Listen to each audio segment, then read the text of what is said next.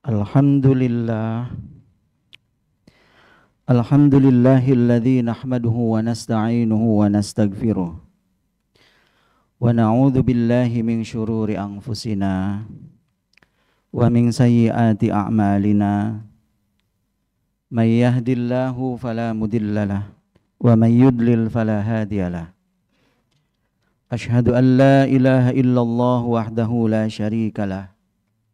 Wa asyhadu anna sayyidana Muhammadan abduhu wa rasuluh.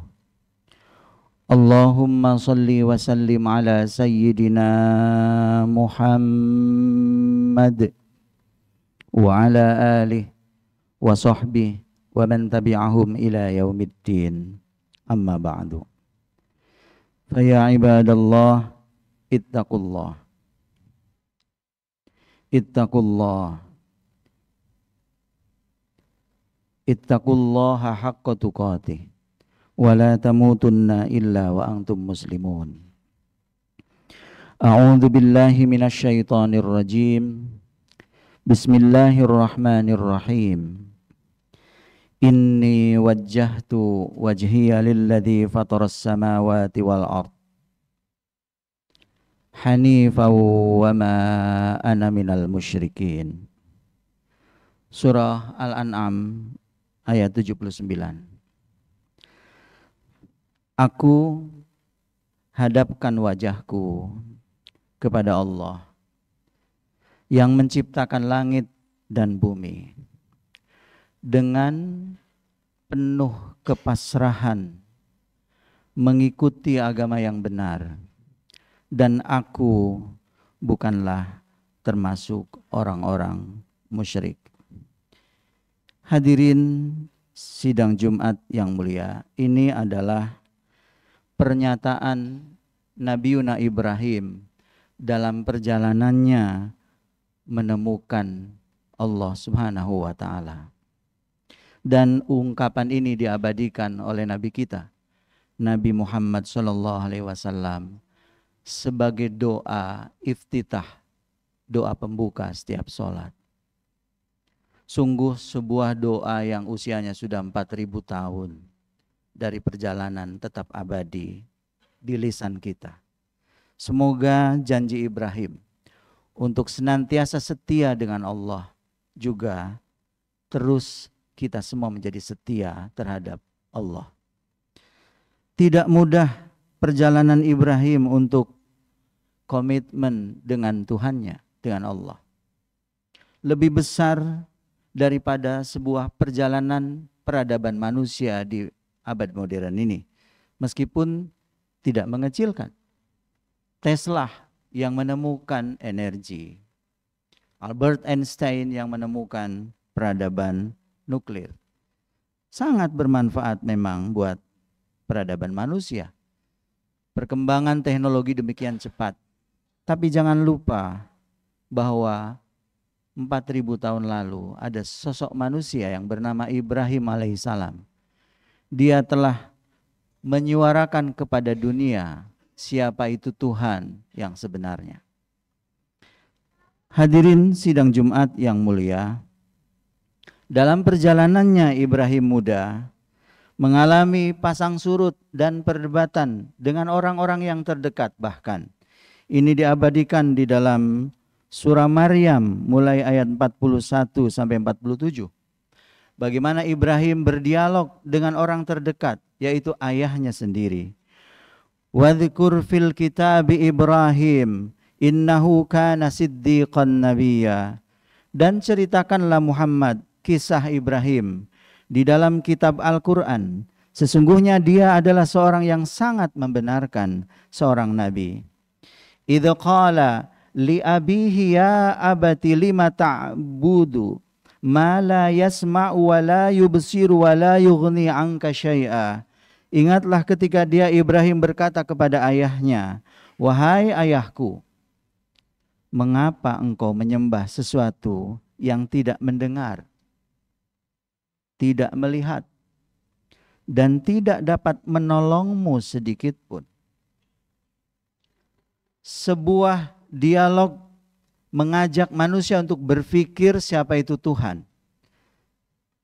Mana mungkin Tuhan itu tidak mendengar, tidak melihat, dan tidak dapat menolongmu sedikit pun. Mungkin boleh jadi saat ini kita terlihat nampak sedang sholat, namun di pikiran dan hati kita lebih takut dengan dunia, dengan uang. Lagi-lagi kata Ibrahim, apakah uang itu mendengar, melihat, dan tidak dapat menolongmu sedikit pun? Kita terlalu takut dengan sesuatu yang selain Allah. Bahkan boleh jadi dia sudah menjadi Tuhannya kita. Dari dulu Ibrahim menyuarakan jangan mempertuhankan itu. Ya abati, inni qad ja'ani minal ilmi ma lam ya'tika fattabi'ni ahdika siratan sawiyya. Wahai ayahku, sungguh telah sampai kepadaku sebagian ilmu yang tidak diberikan kepadamu. Maka ikutilah aku. Niscaya aku akan menunjukkan kepadamu jalan yang lurus. Ya abati, la ta'budis syaitan, inna syaitana kana lirrahmani asiyya. Wahai ayahku, janganlah engkau menyembah syaitan. Sungguh syaitan itu durhaka kepada Tuhan yang Maha Pengasih. Ya abati, inni akhafu ayyamassaka adzabun minar rahmani fatakunu lisyaitani waliya. Wahai ayahku, aku sungguh khawatir engkau akan ditimpa azab dari Tuhan yang Maha Pengasih, sehingga engkau menjadi teman bagi syaitan. Begitulah berusaha terus Ibrahim meyakinkan orang terdekatnya, yaitu ayahnya, untuk kembali kepada Tuhan sejatinya, Allah Rabbul Alamin. Apa jawaban ayahnya? Qala araghibun anta an alihati ya Ibrahim, la illam tantahi la arjumannaka wahjurni maliya. Dia ayahnya berkata, bencikah engkau kepada Tuhan Tuhanku, wahai Ibrahim? Jika engkau tidak berhenti, pasti engkau akan kurajam. Maka tinggalkanlah aku untuk waktu yang lama. Nabi Ibrahim tidak diterima. Emosional ayahnya dan mengusir Ibrahim, bahkan hendak dirajam kalau tidak pergi. Ibrahim sebagai anak yang baik, qala salamun alaika sa'astaghfiru laka rabbi innahu kana bi hafiyya. Dia Ibrahim berkata, semoga keselamatan dilimpahkan kepadamu. Aku akan memohonkan ampunan bagimu kepada Tuhanku, sesungguhnya dia sangat baik kepadaku. Enggak ada emosi. Orang yang tauhidnya benar, cara berpikirnya jernih, melihat sesuatu yang mentok, dia tetap lapang hatinya, bahkan mendoakan kebaikan untuk ayahnya. Akhirnya Ibrahim pun pergi. Naluri mudanya sebagai orang muda yang revolusioner, dia mendatangi kuil dan menghancurkan patung-patung yang disembah oleh bangsanya saat itu. Lalu Ibrahim mendapatkan pengadilan dari bangsanya sendiri. Begitu bersabar, dia dimusuhi oleh keluarga terdekat, bahkan dibenci oleh bangsanya. Sangat sulit situasinya untuk menyuarakan siapa itu Tuhan saat itu. Sampai bangsanya menyatakan kepada Ibrahim, qalu a anta fa'alta hadza bi alihatina ya Ibrahim. Itu tertera di dalam surah Al-Anbiya ayat 62-63. Bangsanya bertanya, apakah engkau yang melakukan perbuatan ini, pengerusakan terhadap kuil kami, terhadap Tuhan-Tuhan kami, wahai Ibrahim? Ibrahim mengajak berpikir, sama seperti kepada ayahnya mengajak berpikir siapa Tuhan. Diajaknya cerdas, bukan hanya sekedar doktrin agama itu, berpikir. Qala bal fa'alahu kabiruhum hadza fas'aluhum in kanu yantiqun. Dia Ibrahim menjawab, sebenarnya mungkin patung besar itu yang melakukannya. Karena memang Ibrahim sengaja meninggalkan patung yang paling besar tidak dirusak. Patung besar itu yang melakukannya. Kenapa kau tanya kepada aku? Maka tanyakanlah kepada mereka. Jika mereka dapat berbicara. Terdiam bangsanya. Artinya secara logika bangsanya diajak dan dididik saat itu. Kenapa mempertuhankan sesuatu yang tidak berbuat apa-apa? Akhirnya Ibrahim berdebat dengan Raja Namruz. Sebagai pemimpin bangsa saat itu, beliau bukan pemimpin yang sederhana dalam berpikir. Dia bisa membangun namanya Burj Babel. Di zaman itu bagaimana konstruksi bangunan, tentang teori-teori matematikanya sehingga bangunan itu tidak runtuh. Beliau ahli di dalam bidang itu. Tidak bodoh raja penguasa saat itu. Berdiskusilah dengan Ibrahim sang raja. Ya sudah, kalau Anda tidak meyakini bahwa patung-patung itu sebagai Tuhan, kenapa kita tidak kembali kepada api saja? Karena setiap bangsa waktu itu, Babilonia adalah tuhannya api. Kita kembali kepada api. Kita atas keputusan raja bisa dihapus Tuhan-Tuhan dalam bentuk berhala. Karena waktu itu Ibrahim sudah mendapatkan dukungan dari terutama gerakan anak-anak muda yang berpikir revolusioner untuk berpikir tentang Tuhan. Digugat tentang Tuhan yang bersifat sementara itu. Apa yang terjadi? Kata Ibrahim, api itu ada yang menundukkannya raja. Dia bisa dipadamkan oleh air. Karena air lebih berkuasa dibandingkan api. Jadi air lebih berhak untuk menjadi Tuhan. Oh baik, saya bisa kasih keputusan bahwa kita ganti Tuhan kita dengan air. Lagi-lagi Ibrahim mengajak berpikir kepada rajanya, bukankah air ada yang mengandungnya Tuhan? Yaitu awan. Awan lebih berhak untuk menjadi Tuhan. Jadi di sini kita berpikir, tanyakan kepada hati kita dan pikiran kita, jujur siapakah Tuhan kita? Apakah betul Allah? Ataukah justru sesuatu yang lain yang tidak berdaya di dalam hidup ini? Diajak berpikir seperti itu.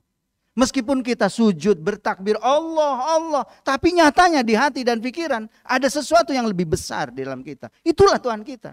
Makanya para ulama bilang, man arofa nafsahu, arofa robbahu. Kenalilah dirimu, karena di situ kalian akan kenal Tuhanmu. Ibrahimlah yang mengajak berpikir untuk mencari Tuhan. Akhirnya sang raja, ya sudah kita awan.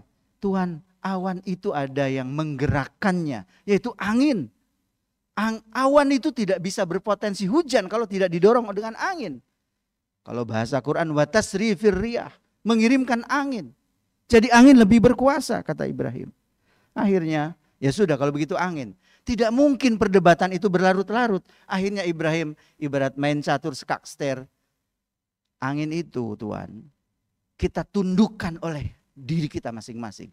Bukankah setiap detik kita menghirup dan menghembuskan angin, dia ditundukkan oleh kita. Kita lebih berkuasa dibandingkan air. Susah. Kalau begitu Tuhannya kita aja. Susah. Di situ sudah terkunci. Karena Namruz tidak mungkin. Ya sudah Tuhannya kita semua. Ya tidak ada Tuhan kalau begitu. Marahlah Namruz. Akhirnya Namruz emosional. Itulah orang beragama yang tidak berpikir, ujungnya emosi. Itu salah satu cirinya. Tapi orang beragama yang berpikir dan terbuka hatinya, dia selalu punya cara di dalam menemukan kebenaran. Namruz itu emosional. Qalu harriku wansoru alihatakum in kuntum fa'ilin. Mereka berkata, bakarlah dia dan bantulah Tuhan-Tuhan kamu. Jadi balik lagi ke Tuhan api. Udah, ini memang rese ini Ibrahim. Kita bakar aja. Jika kamu benar-benar hendak berbuat. Kemudian Allah menyelamatkan Ibrahim. Kulna ya narukuni bardan wasalaman ala Ibrahim. Kami Allah berfirman, wahai api, jadilah kamu dingin dan penyelamat bagi Ibrahim. Disitulah Ibrahim melenggang, meninggalkan bangsanya. Karena ini sudah waktunya sudah 15 menit. Jadi nanti silahkan para hadirin perjalanan berikutnya. Ibrahim Khotib mencatat kurang lebih 7.000 mil. Melakukan perjalanan dari bangsa ke bangsa untuk mencari Tuhan sejatinya. Itu diabadikan di dalam surah Al-An'am ayat 75 dan sampai 79.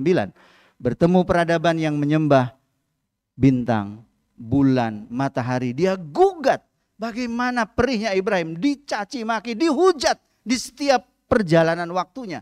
Ingin menemukan Tuhan sejatinya. Sampai pada ujungnya dia menemukan kata-kata, inni wajjahtu wajhiya lilladzi fataras samawati wal ard hanifan wa ma ana minal musyrikin. Aku hadapkan wajahku kepada Allah yang menciptakan langit dan bumi dengan penuh kepasrahan mengikuti agama yang benar, dan aku bukanlah termasuk orang-orang musyrik. Sebegitu panjang Ibrahim menemukan Tuhannya. Sebegitu mudah bagi kita untuk menangkap apa yang dikehendaki oleh Ibrahim. Namun sebegitu sulit juga bagi kita untuk merenungi di hati dan pikiran kita. Tanyakan, siapakah Tuhan kita? Karena Ibrahim selalu bertanya, sekali lagi, siapakah sungguh Tuhan kita itu?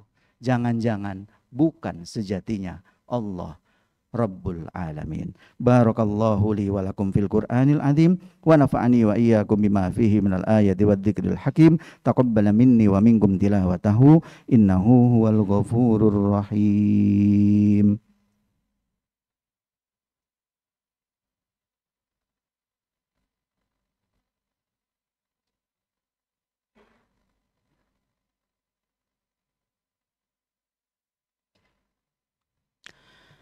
Alhamdulillah. Alhamdulillahilladzi arsala rasulahu bil huda wa dinil haq liyudhhirahu 'alad dini kullih wa kafa billahi shahida. Ashhadu an la ilaha illallah wahdahu la syarika lah wa ashhadu anna sayyidana Muhammadan 'abduhu wa rasuluh.